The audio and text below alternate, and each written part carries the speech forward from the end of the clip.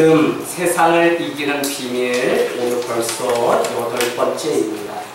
계속적으로 여러분께 중요한 한 가지를 말씀드리면 다른 것 다 잊어버려도 세상을 이기는 비밀은 믿음밖에 없다고 하는 사실입니다. 친구와의 관계를 우리는 우정이라고 이야기하고 사업 파트너와의 관계를 우리는 신뢰의 관계라고 이야기합니다. 그러나 하나님과 우리의 관계는 믿음이요 신앙이라고 그렇게 말씀하고 있습니다. 여러분, 요한 1서는 핍박받던 85년에서 98년경에 기록된 편지입니다.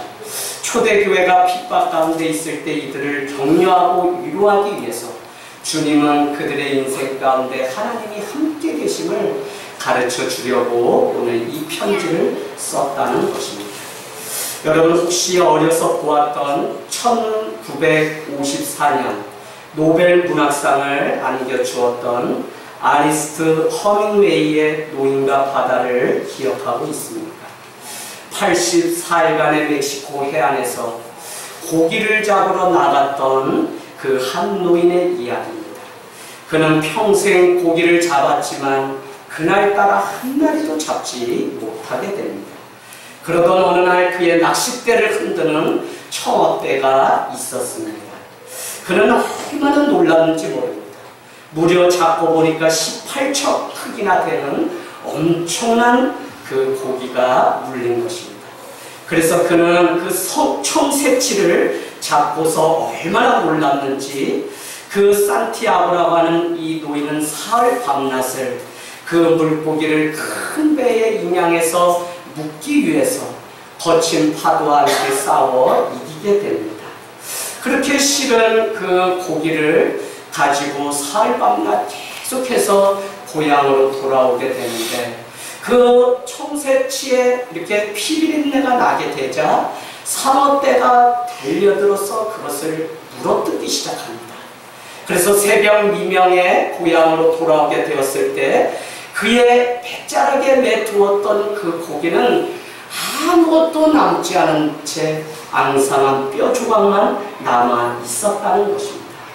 그때마다 산티아고는 그 일들을 통해서 그렇게 그 파멸을 당할 수 있어도 내가 실패할 수는 없다고 외치면서 싸워서 잡았던 고기임에도 불구하고 자기의 인생에 아무것도 남지 않은 그것을 이야기하고 있습니다.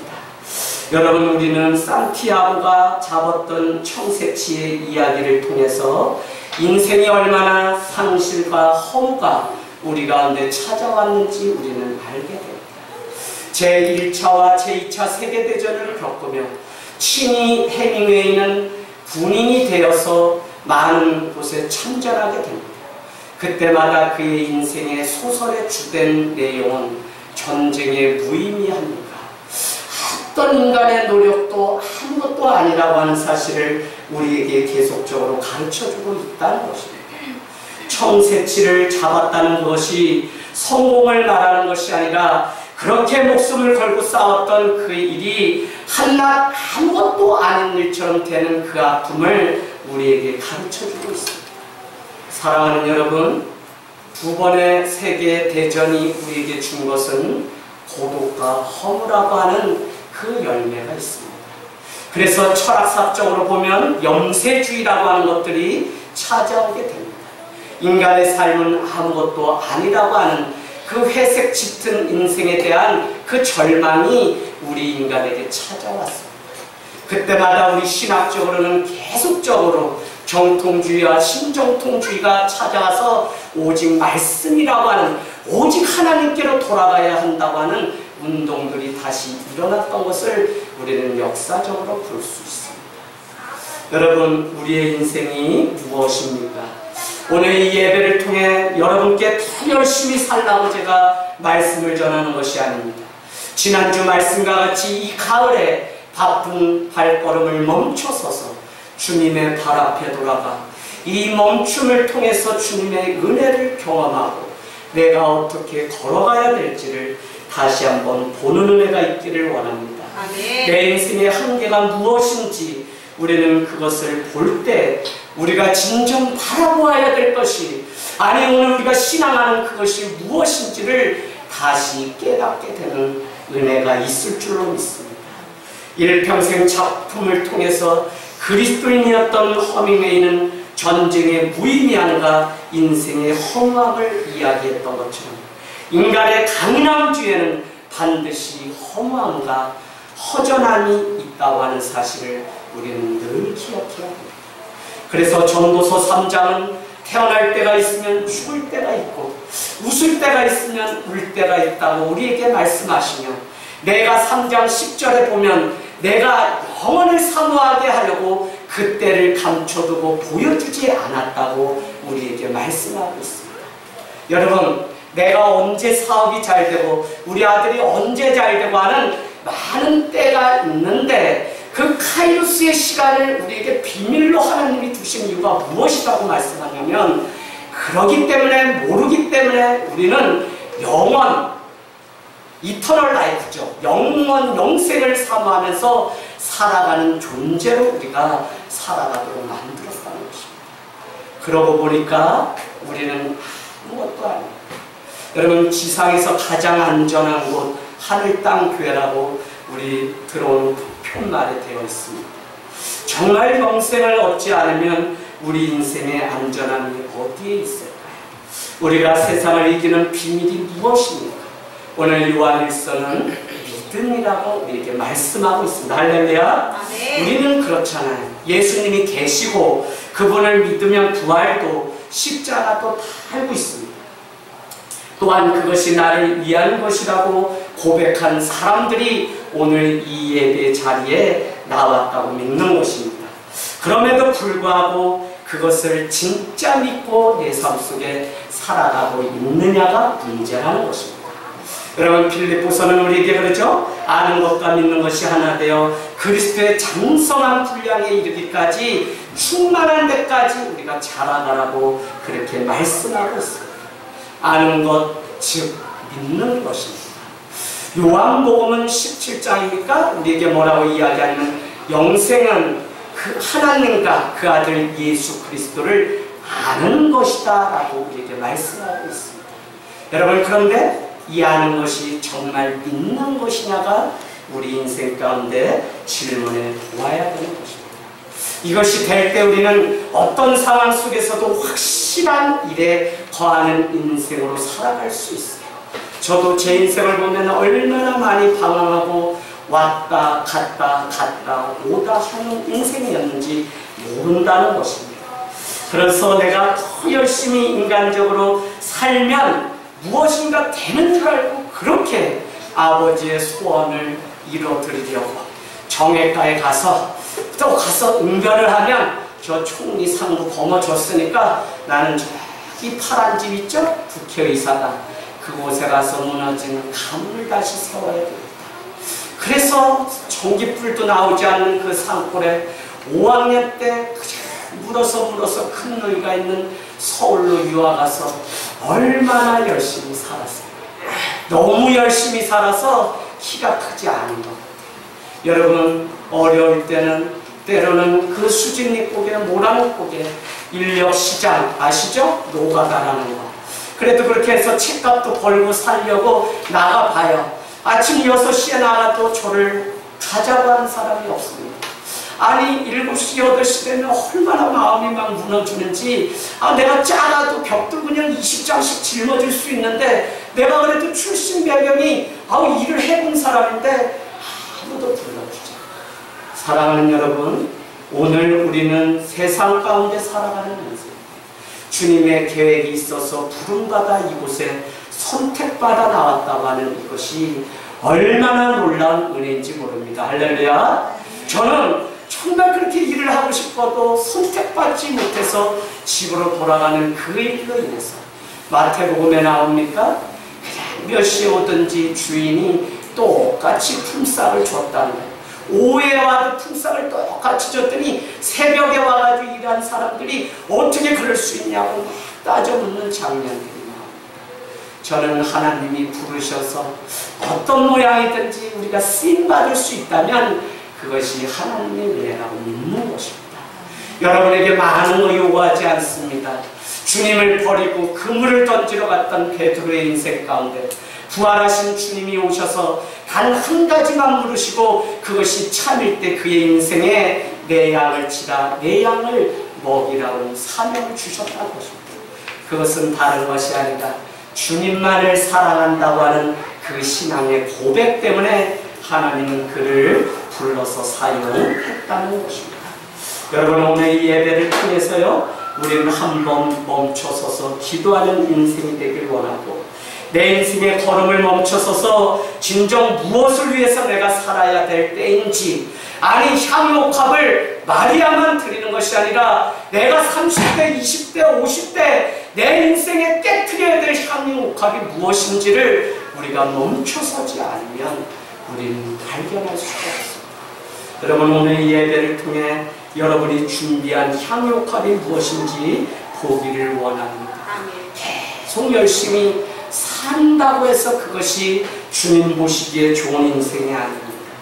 여러분, 자기 체면을 걸면서 열심히 살지만 그것이 자기의 걸음을 놓치고 살아가고, 열심히 신앙생활을 하지만 그 안에 정말 주님을 믿는 믿음이 우리 삶에 없을 때가 있다는 것입니다. 요한 1서는 우리에게 말씀하죠. 계속 1장, 2장 지금까지 오면서 여러분은 두 가지의 단어에 좀 꽂히셔야 됩니다. 그 첫 번째는 무엇이냐면, 그렇게 하면 너희는 스스로 속이는 자라는 것입니다. 속이는 자. 또 뭐라고 말씀하시냐면, 너희가 이런데 하나님은 빛인데 너희가 거짓 가운데 살게 되면, 어둠 가운데 살면 뭐라 그래요? 거짓말하는 자. 그래서 속이는 자와 거짓말하는 자에 대한 것을 계속적으로 우리에게 생각해 볼 것을 우리에게 권면하고 있어요. 아니, 오늘 지금 신앙을 위해서 저기 흩어져서 그 핍박 가운데서도 믿음을 지키는 그들에게 할 말이 이렇게 없어요? 뭘 속이는 자다, 거짓말하는 자다. 그럼에도 불구하고 오늘 사도 요한은 우리가 진정 주님 앞에 서서 내 인생이 속아 넘어가는 인생은 아니지, 내가 더 많은 변명들로 인해서 주님의 옷을 갈아입는 그것 가운데 스스로 거짓말하고 있는 것은 아닌지 우리에게 볼 것을 말씀하고 있습니다. 그래서 여러분, 한번 저기 가보겠습니다. 1장 6절. 만일 우리가 하나님과 사귐이 있다고 하고 어둠을 행하면 뭐라 그랬죠? 거짓말을 합니다. 아니, 내 삶이 지금 나는 빛 가운데 살아요, 하나님이 나와 함께 하세요. 그런데 그 삶은 어둠 속에서 날마다 염려와 근심 가운데 살면 그 사람은 스스로 거짓말하는 사람. 자, 두 번째는 또 어디에 무엇이 나와 있나 한번 보겠습니다. 8절. 만일 우리가 죄가 없다고 말하는 사람이 있다면 그 사람은 스스로 어떻게 해요? 속이는 자라는 것입니다. 그러면 어떻게 돼요? 그 안에 예수님이 계시지 않다는 것이죠. 자, 그 다음에 또 우리가 한번 보겠습니다. 어디에 나와 있을까요? 10절. 만약 우리가 범죄하지 아니하였다고 말하는 그런 자가 있다면 그 사람은 이번엔 누굴 거짓말쟁이로 만들어요? 하나님까지 거짓말쟁이. 왜요? 하나님은 우리가 죄가 있어서 그 아들을 보내서 구원하신다고 말씀을 하시고 분명히 약속하셨는데, 우리는 죄가 없어요, 나는 더 이상 하나님이 필요 없어요 라고 스스로 말하는 자가 있다면 그분이 구약에서 예언하시고 약속하셨던 것이 거짓말로 만드는 자. 여러분, 우리가 어떻게 사냐가 하나님을 거짓말쟁이로도 만들 수 있더라고요. 여러분, 우리의 삶의 메시지는 뭐냐면 내 삶입니다. 성도는 오늘 이 들려진 말씀을 가지고 가서 한 주 내 삶 가운데 살아내는 것이 바로 또 말씀이에요. 그래서 우리 인생의 정답은 무엇이냐면 이 말씀이죠. 그래서 말씀 보죠. 그러나 말씀의 정답은 또 무엇이냐면 말씀대로 살아가는 성도의 삶이 정답. 세상은 무엇을 보냐면 우리가 복음 보고 막 십자가 뭐 사랑 이게 아니라 정말 진실되고 속이지 않고 거짓말하지 않는 성도의 그 삶을 보고 그것이 하나님의 메시지라고 하는 사실을 알고 주님께 돌아옵니다. 그래서 우리의 삶이 중요하고 우리를 성전이라고 말하고, 우리가 세상에 나갈 때 우리는 그냥 나 이제함으로 나가는 것이 아니라 하늘 땅 교회요 하나님의 나라 백성의 자격으로 세상에 파수로 받은 주님의 제자된 그리스도인의 신분으로 나가서 산다는 것입니다. 그러니 그곳에 조선팔도 욕이 난무하고 쌍욕을 앞으로는 되겠어요?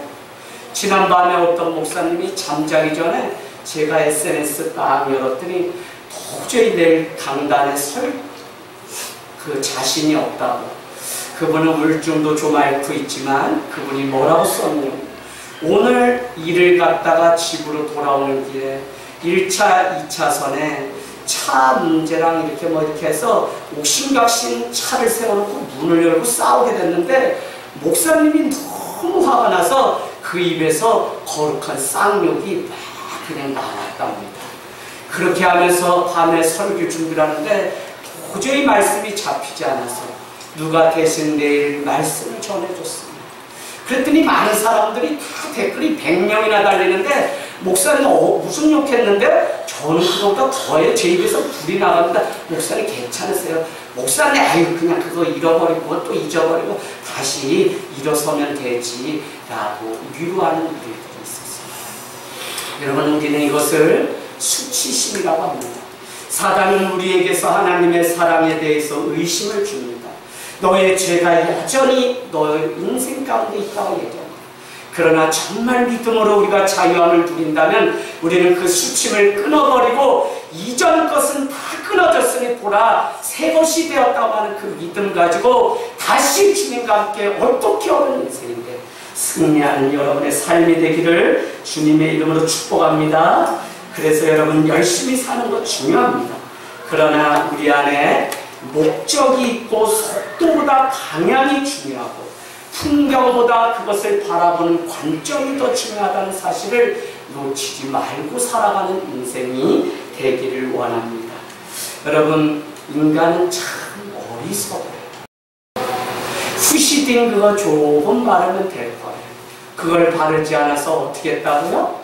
병원에 가서 수술하는 일들이 그거 그냥 좀 병원에 가서 뭐 이렇게 좀 하면 되는데 우리 아버님은 왜 광견병에 물린 계획이 또 하나 이번 주 거기다가 왜 된장이 아무리 발효돼서 좋은 거라고 해도 여기다가 한여름에 된장을 촥 한 사발을 붙여놓으면 나 어떻게 살으라고요? 그러니 살이 다 썩어가지고 이 번데기가 그냥 모양이 주먹만한 반바지를 입고 어디 가면 막 목욕탕 가면 사람들이 막 피해요. 무서워서. 무슨 문신을 제가 했으면 말이 나는데 번데기 모양인데 그렇게 눈이 찌개진 것처럼 그런 모양인데 제가 봐도 끔찍해요. 아버님 때문에 아버님.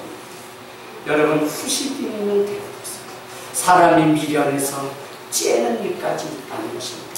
왜 내 인생보다 소중한 것이 없는데 남의 인생을 부러워하면서 내 걸음을 빼앗겨 살고 있습니다.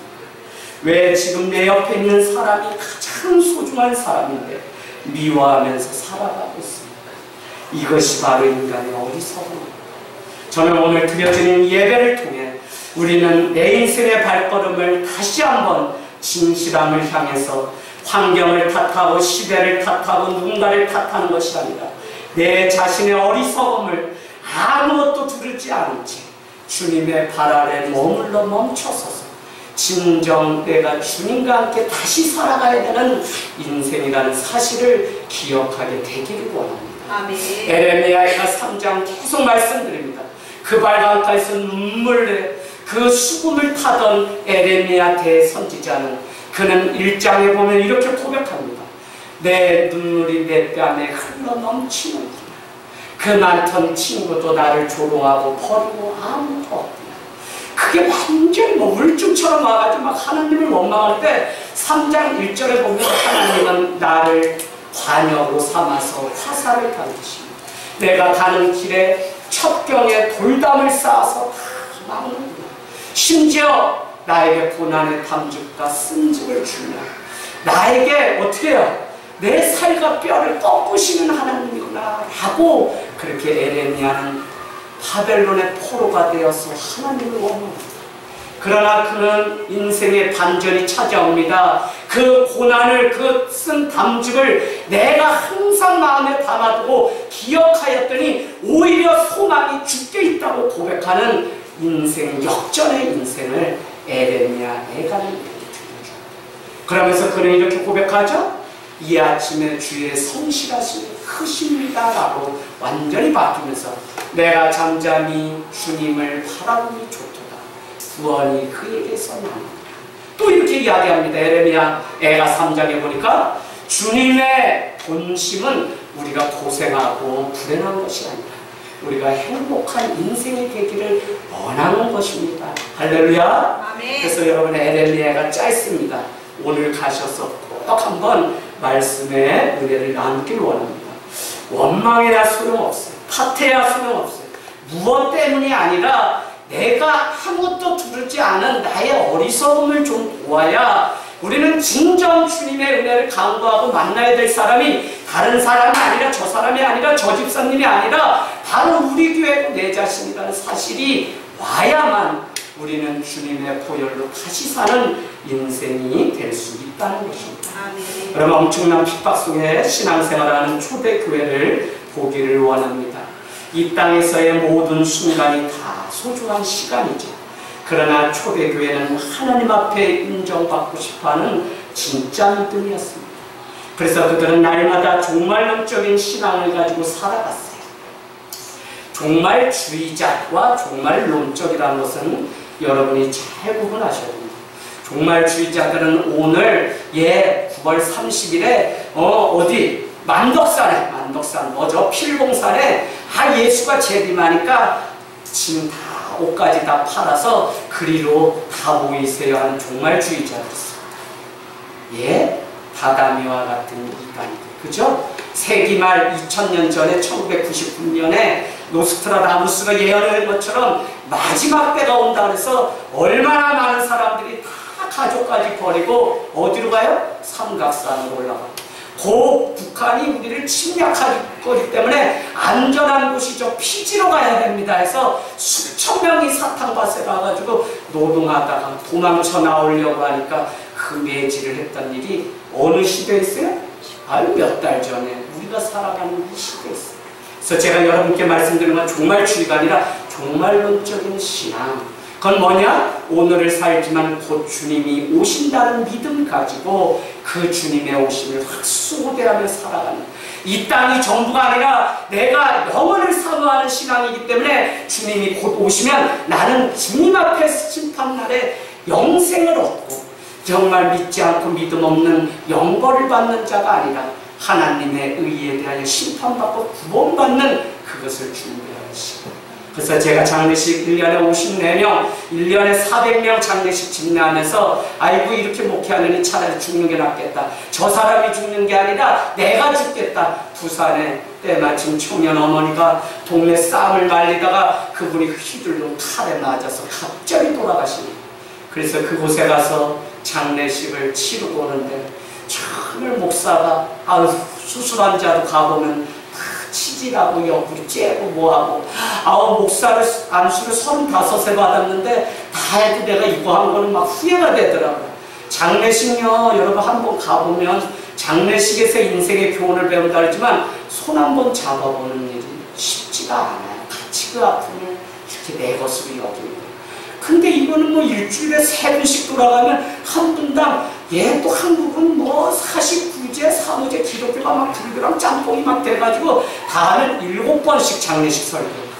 죽은 나사로가 살아난 얘기 외에는 장례식 설교를 들어본 적이 없어요.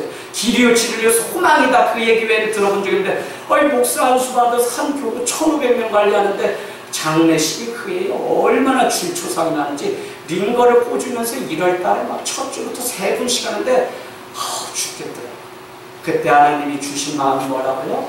제아가 목회는 신앙은 땅에서도 하늘을 품고 여기서 지금 나부터 하나님의 나라를 앞당겨 동시에 지금 여기서 천국 백성으로 살아가는 게 신앙이고 목회지 죽은 가운데 맨 마지막에 이렇게 하는 궁극적 그 구원 그거는 당연히 우리가 사모하는 거지만 이 땅에서도 영원한 생명을 가지고 살아가라는 마음 주셔서 우리 교회가 땅에서도 하늘을 품고 사는 하늘땅 교회라는 이름을 짓게 되었습니다. 여러분, 지금 사도 요한은 계속 우리에게 무엇을 핍박 가운데 있지만 무엇이 참이고 영원한 것인지, 그래서 1장 1절 여러분 가서 또 복습해 보면 태초부터 있었던 생명의 말씀을 내가 보고 듣고 손으로 만짐받아요. 이것을 여러분에게 태초부터 있었던 생명의 말씀. 2절은 이것을 뭐라고 한다고요? 영원한 생명.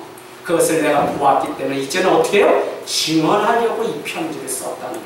그리고는 3절에는 뭐예요? 이제 여러분이 예수 그리스도 안에서 1장 3절 가보세요. 사귐과 누림이 가능하다는 사실을 여러분 기억하세요. 라고 썼어요.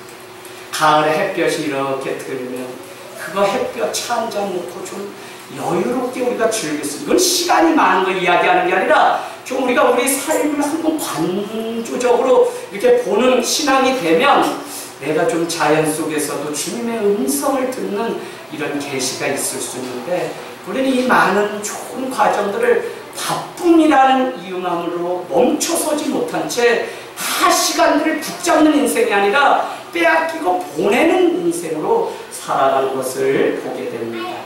그래서 여러분, 오늘 이 편지는 책상머리에서 안락한 곳에서 편히 앉아서 쓴 것이 아니에요. 사도 요한은 요한복음부터 쭉 이방인에게 예수 그리스도가 누구인지 신학적으로 설명한 요한복음부터 요한일서, 2서, 3서, 요한계시록, 요한계시록은 밤모섬이라고 하는 곳에 귀양 가서 그곳에서 하늘에서 열린 그 환상을 보고 기록한 편지. 그러니까 그도 믿음을 가지고 살려고 하다 귀양을 갔던 인생입니다. 그 어려움 가운데 무엇을 붙잡고 우리가 살아가야 되는지 1장 5절은 하나님은 빛이시라 말씀하시며, 빛이 있다는 것은 그 안에 어둠이 조금도 없다는 거예요. 내가 빛 가운데 산다고 이야기하면서 내가 어둠을 행하는 인생이 되면 어떻게 해요? 그 사람은 거짓말하는 자요 속이는 자인 것입니다. 저는 정말 우리 자신을 주님 앞에 세우지 않아요. 예수를 믿고 우리가 거듭나고 은혜 가운데 산다고 하지만 공동체 교회를 이루다 보면 뾰족한 게 계속 나와서 이렇게 어려움을 주는 일들이 생겨요. 왜 그래요? 내 자신 안에 아직도 남아있는 어둠이라는 놈이 있어서. 여러분, 그게 우리를 부끄럽게 만드는 게 아니에요. 그거 가지고 정정당당히 주님 앞에 나와서 빛이신 주님 앞에 그냥 그 모든 것을 이실직고 해야 된다니까요. 그래서 베드로야, 너 부끄러워도 네 상처난 그 감추고 싶은 그 발을 씻어야만 너와 내가 상관이 있지. 요한복음 10장 13장은 너가 더 이상 예수 그리스도의 보혈로 씻긴다고 하지 않으면 너와 나는 상관이 없다고 말씀하고 있다. 최후의 마지막 십자가에 달려 돌아가셨던, 어떤 데는 만찬을 했고요, 어떤 곳에는 세족식을 했는데 그것은 주의 보혈로 씻김을 받아야 우리가 거듭나서 너도 이와 같이 살아가라고 하는 한 계명을 지킬 때, 요한복음 14장 15장은 계속 너희가 참 사랑해야 너가 내 참 제자인 줄 알리라고 하는 그 참 제자를 우리가 들어갈 수 있다. 그래서 여러분, 오늘 이 어둠에서 떠나야 됩니다. 그래서 7절은 또 뭐라 그랬죠? 우리 안에 빛 가운데 거하면서 우리가 죄로부터 멀어져야 된다. 2장 1절에 이 편지를 왜 썼다고 했어요? 죄를 다시는 여러분이 범하지 않게 하려고. 아까 1장은 주님과 사귐과 누림이 가능하다는 기쁜 소식을 전해주려고 이 편지를. 민정숙 집사님 복을 받으셨어요. 할렐루야. 주님과 사귐. 솔직히요, 아내도 내 속을 어떻게 알겠어요? 남편도 몰라요. 자식 새끼가 뭐 알아요? 저게 이제 좀 있다가 엄마 아빠 용돈 주세요 이럴 때가 좋은 거지. 아우, 돈은 나가도 줘야지, 어떻게 자식인데. 근데 쟤도 이제 딸아 여자친구가 생기면 우리 손에서 이제 떠나게 돼요. 이성의 사랑을 하면. 나 항상 마음 가운데 준비하고 있어요. 미역국 먹고 내가 10달 배 아파서 낳은 아들이지만, 아유, 언젠가는 저 아들도 또 다른 사람을 발견하면 반드시 떠난다. 이게 진리잖아요. 보낼 줄.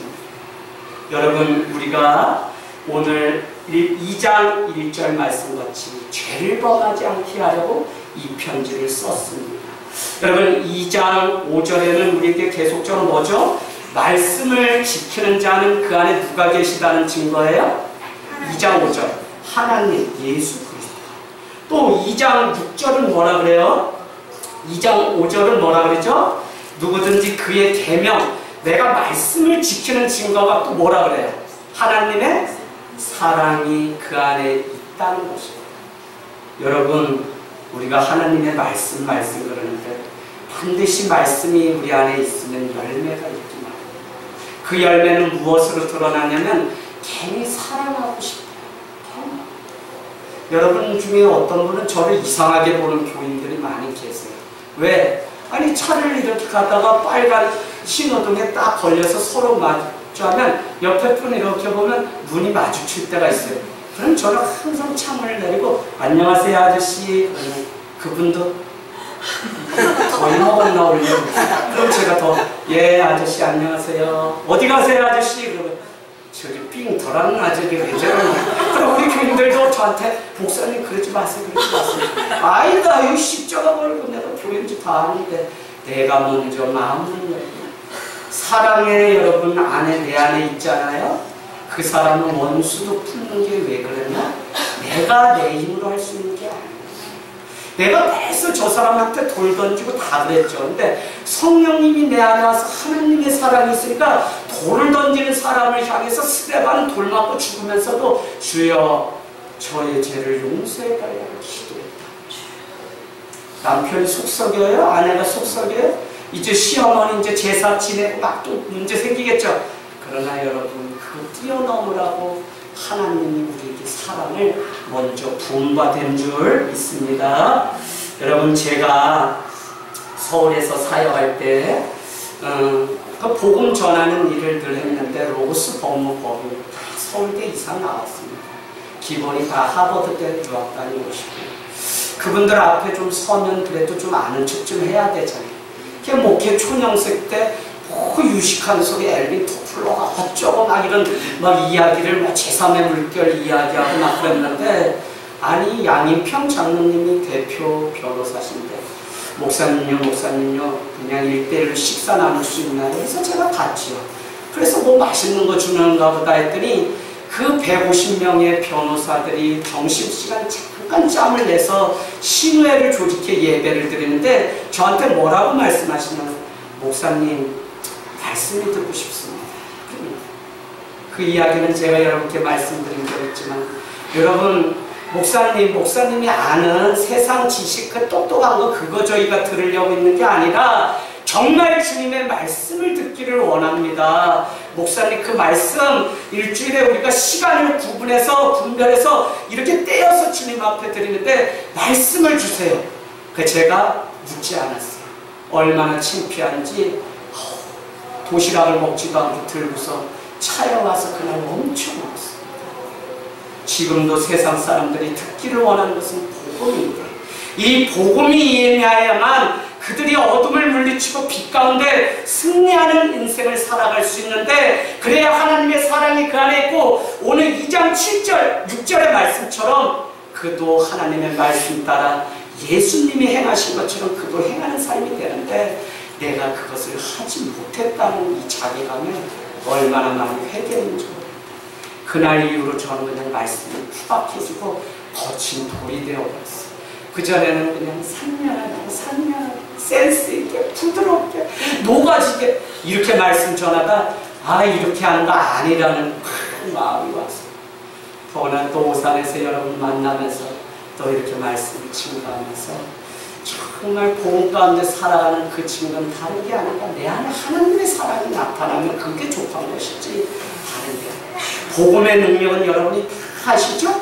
네, 홍익병원 그것에 복음 전했더니 스님도 3년 듣다가 마지막 터미널 환자입니다.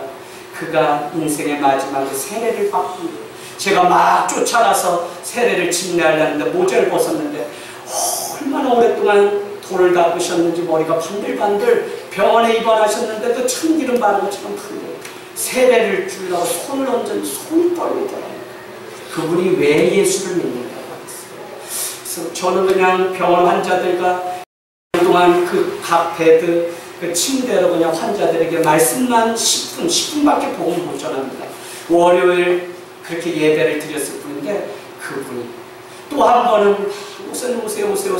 그래서 홍익병원 710호가 올라갔더니 밖에 사복 입은 경찰이 있고 안에 들어갔더니 용이 온몸을 타고 올라가는데 귀 밑으로 사방. 근데 이분은 사지가 다 수갑이 채워져서 묶여있어요. 올건이 죄수자였는데 안이 발견돼서 이곳을 왔다. 그분도 예수를 믿고 싶다고 했어요. 여러분, 복음의 능력이 있습니다.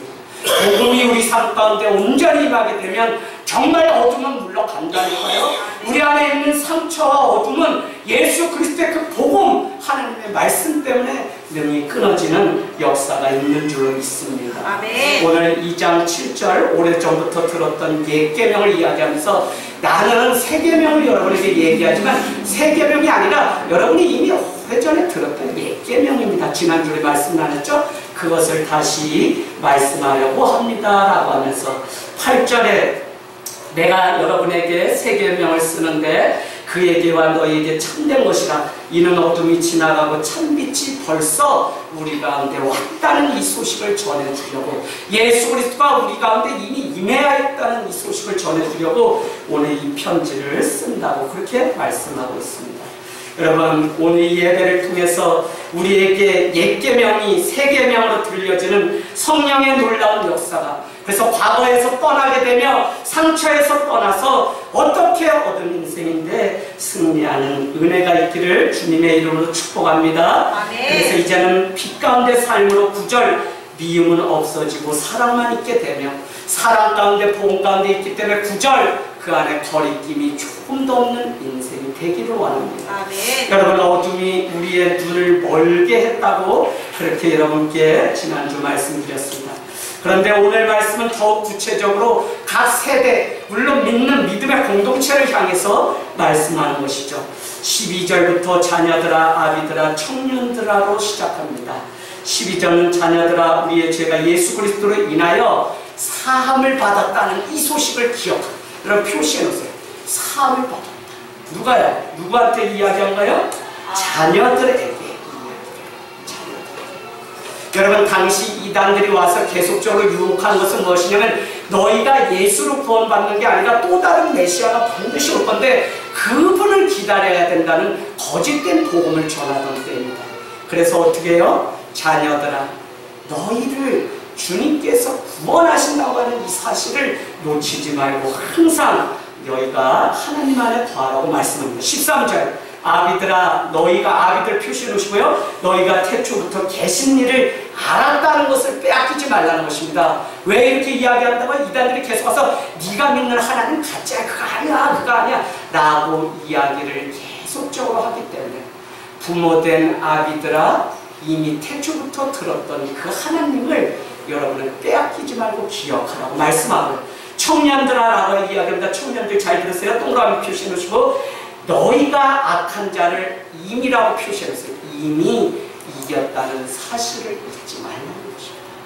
내 삶이 지금 흔들리고 왔다 갔다 해도 이미 우리가 그것을 이겼다고, 좀 뒤에 읽어보면 흉악자를 우리가 이미 결박하고 이겼다는 표현으로 구체적으로 나와 있습니다. 오늘 결론은 무엇이냐? 이미 우리는 승리한 인생을 살아가지만 살아가는 현재는 인생의 위기를 만날 수밖에 없는 인간의 한계가 있다는 것이고요. 그것은 이미 예수 그리스도께서 승리해 놓은 싸움에 불과한 싸움을 지금 살아가고 있는 거예요. 그래서 우리에게 뭐가 필요하다는 거예요? 뭐가? 믿음이 필요하다. 그 믿음 뭐냐? 오늘 자녀들에게 이야기했다. 이미 싸워서 이겼다고 하는 그 믿음. 여러분께 제가 언젠가 예화를 말씀드린 적이 있습니다. 박찬호 선수가 메이저리그에 갔을 때 우리는 아침에 생방송을 보지 못하고 재방송을 봅니다. 그런데 재방송 볼 때 우리 가슴이 떨릴 이유가 있어요? 이기철 집사님, 떨릴 이유가 있나요? 재방송 볼 때? 없어요. 왜요? 이미 박찬호가 이겼다고 하는 소식을 듣고 보는 것이기 때문에 떨릴 필요가 없어요. 그러면 지금 무엇이냐면요, 지금 우리가 살아가는 삶도 이미 예수 그리스도께서 십자가에서 이겨놓은 싸움을 싸우는데 우리가 믿음이 없게 되면 현재 당하는 이 고난 가운데 우리는 마치 패배자처럼 흔들리고 있다. 무슨 이야기인지 아시겠죠? 그래서 주님이 이겨놓은 싸움을 우리는 재방송에 불과할 뿐이지 다 이미 이겼다는 소식을 우리가 복음을 통해 이미 들은 줄로 믿습니다. 할렐루야. 아멘. 여러분 질병, 여러분의 걱정, 염려가 예수 그리스도의 이름으로 이미 끊어진 줄로 믿습니다. 아멘. 오늘 이 예배를 통해 여러분의 인생의 길이 주님께로 온전히 정해지기를 주님의 이름으로 축복합니다. 아멘. 여러분 마태복음 28장에 가면 우리를 그냥 모든 족속으로 제자 삼으라고 말씀하지 않았어요. 28장 18절에니까 이렇게 이야기하죠. 하늘과 땅의 모든 권세를 너희에게 주셨다고 말씀합니다. 올마이트가 오소리티, 올이라고 하는 단어를 이 28장 끝에 4번이나 써요. 모든 권세를 이미 우리에게. 그리고 뭐라 그래? 모든 족속으로 제자를 살마. 올레이시. 모든 민족. 그 다음에 또 뭐라 그래? 내가 너에게 분부한 모든 것을 가르쳐 지키고. NIV 버전에 all things, all everything 이렇게 나옵니다. everything. 모든 것을 주시고 모든 것을 이루기를 원하시는 주님. 그 주님이 28장 끝에 뭐라죠? 항상 너희와 함께 하실 것이다. 항상이 뭐예요? always. 항상. 여러분 모든 것을 주시고 모든 날을 함께 하시는 그 하나님이기 때문에 이미 우리는 이겨놓은 승리를 걸어가고 있는 줄로 믿습니다. 아멘. 여러분의 인생 가운데 승리가 남의 인생이 아니라 내 인생의 새로운 인생 이력서가 되는 놀라운 축복이 있기를 주님의 이름으로 축원을 드립니다. 아멘.